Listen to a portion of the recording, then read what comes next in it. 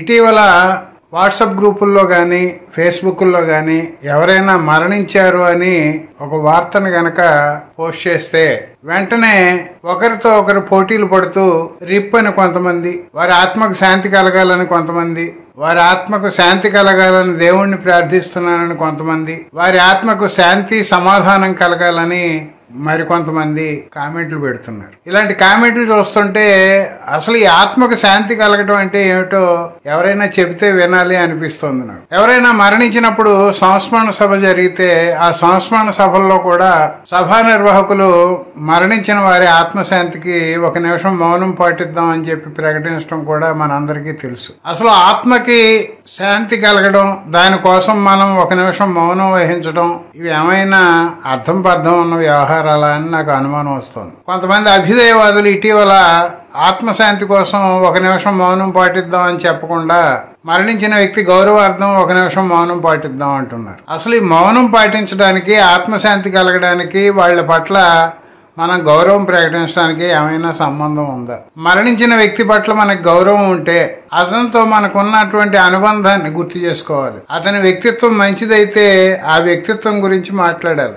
అతను సమాజానికి ఉపయోగపడిన వ్యక్తి అయితే ఏ రకంగా ఉపయోగపడ్డాడో, అతన్ని 10 మంది ఏ రకంగా ఆదర్శంగా తీసుకోవాలో వివరించాలి. ఇవేమీ చేయకుండా ఆత్మశాంతి కోసం మౌనం పాటిద్దాం అని చెప్పి సమావేశాలు జరపడం వల్ల ఉపయోగం ఏంటో నాకైతే అర్థం కావడం. ఇలాంటి సందర్భాలు ఎదురైనప్పుడు మాబోటి వాళ్ళకి కొంచెం ఇబ్బందిగా ఉంటుంది. ఎందుకంటే ఆ సమావేశంలో 100 మంది ఉంటే మాబోటి వాళ్ళు ఒకళ్ళు ఇద్దరు ఉంటారు.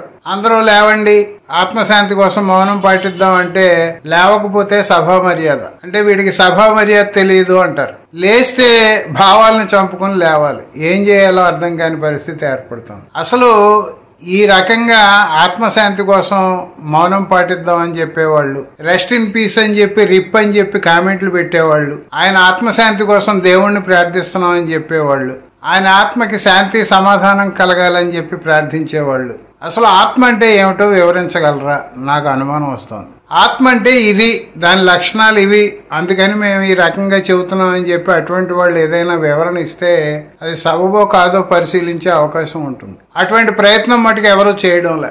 అసలు మత గ్రంథాలు ఆత్మ గురించి ఏం చెప్పాయి అనేది ఇలాంటి కామెంట్లు పెట్టే వాళ్ళకి ఏమైనా తెలుసా లేదా అని నాకు అనుమానం వస్తుంది. హిందూ మతంలో ఆత్మవాదం ఎప్పటి నుంచో ఉంది.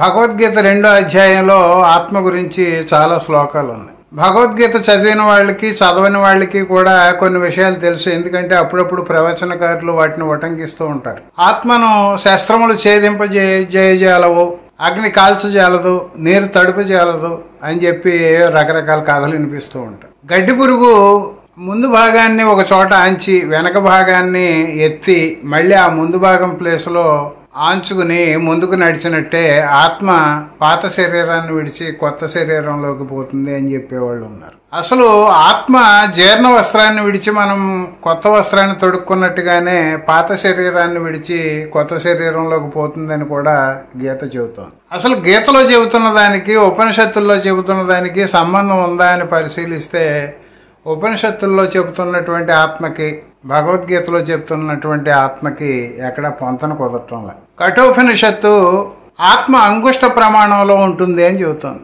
అంగుష్ట ప్రమాణం అంటే బొటన వేలు పరిమాణంలో ఉంటుంది అని అర్థం. జ్ఞాన బిందోపనిషత్తు ఏం చెబుతోంది? జ్ఞాన బిందోపనిషత్తు 2:1 ఆత్మ అణుమాత్రంగానే ఉంటుంది.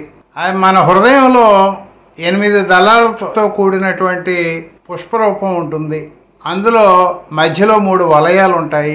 ఆ 3 వలయాలని చుట్టుకుని అణుమాత్రంలో ఉండేటువంటి జ్యోతి రూపంలో ఆత్మ ఉంటుందని చెప్పి జ్ఞాన బిందోపనిషత్తు చెబుతుంది. బృహదారణ్యకోపనిషత్తుకి వెళ్తే అసలు ఈ జ్ఞాన బిందోపనిషత్తు చెప్పిన దాన్ని, కఠోపనిషత్తు చెప్పిన దాన్ని అది సమర్థిస్తున్నట్టుగా కనిపించింది. బృహదారణ్యకోపనిషత్తు ఏం చెబుతుంది? ఆత్మ వేరు, పరమాత్మ వేరు కాదు అని చెబుతుంది. ఇంకా ఓ అడుగు ముందుకేసి ఇంకేం చెబుతుంది?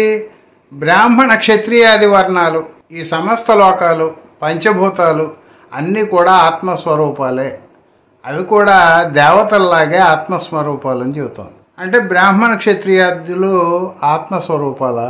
అంటే మరి శరీరం నుంచి ఆత్మ బయటికి వెళ్ళిపోతే ప్రాణం పోతుందని చెప్పే మాటలేమిటి? బృహదారణ్యకోపనిషత్తు ఇంకా ఏం చెబుతోంది? మన శరీరంలో 101 నాడులు ఉంటాయి. ఆ 101 నాడుల్లో సుషుమ్న అనే నాడి బ్రహ్మరంధ్రం దాకా వ్యాపించి ఉంది.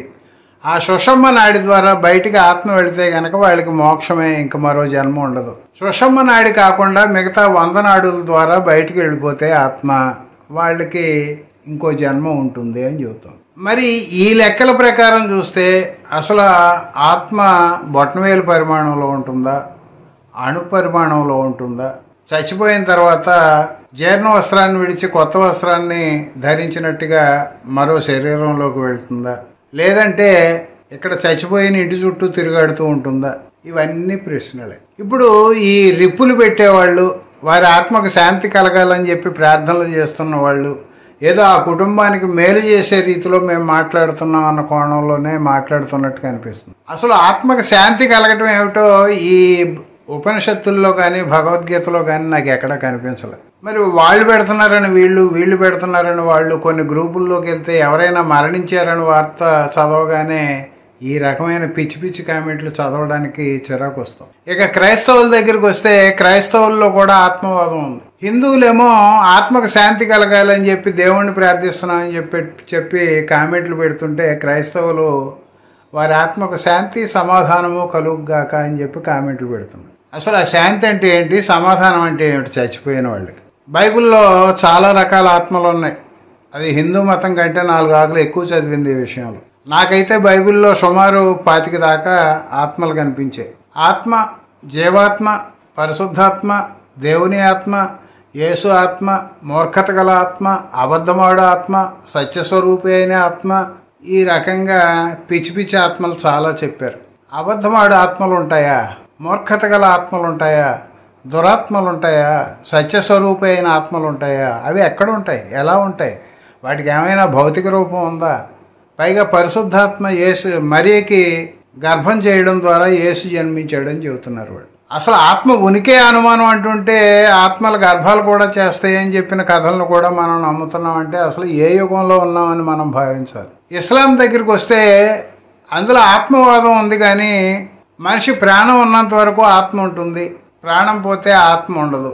ఆ ఆత్మ దేవుని సృష్టి అనేటువంటి భావన మాత్రమే కనిపిస్తుంది తప్ప ఇలాంటి పిచ్చి పిచ్చి ఆత్మలు అక్కడ కనిపించవు, రకరకాల స్టేట్మెంట్లు అక్కడ కనిపించవు.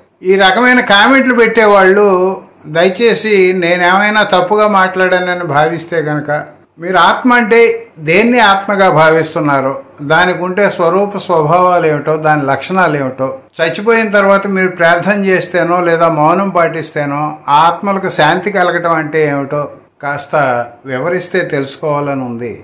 ఇలాంటి కామెంట్లు పెట్టేవాళ్ళు దయచేసి నా సందేహాలకు వివరణ ఇస్తే బాగుంటుందని చెప్పి ఆశిస్తున్నాను. మేము వివరణ ఇవ్వలేము, అదేంటో మాకు తెలియదు అనుకునే వాళ్ళు భవిష్యత్తులో ఇలాంటి పిచ్చి కామెంట్లు పెట్టకండి. మనం ఆధునిక యుగంలో జీవిస్తున్నాం. మన పూర్వీకుల తాత ముత్తాతలు జీవించిన యుగంలో లేవు. ఇంకా ఆ వాసనలు మనల్ని వదలటం లేదంటే మనం ఆధునికులుగా జీవించడానికి అర్హులం కామని అర్థం. మన ఆలోచనలు ఆధునికంగా ఉండాలి, మన ప్రవర్తన కూడా ఆధునికంగా ఉండాలి. అప్పుడు మాత్రమే మనం ఆధునికులు అని చెప్పుకోవడానికి మన అందరికీ అర్హత ఉంటుంది. తాత ముత్తాతల కాలం నాటి భావాలను పట్టుకుని వేలాడుతూ మాకు అవి బాగా నచ్చాయి, వాటిని వదులుకోవాల్సిన అవసరం లేదు అనేవాళ్ళు ఎందుకు నచ్చాయో, వాటి అవసరం ఏమిటో, వాటిని కొనసాగించాల్సినటువంటి పరిస్థితి ఎందుకుందో వివరణ కూడా ఇస్తే బాగుంటుందని చెప్పి మనవి చేస్తూ సెలవు తీసుకుంటాం.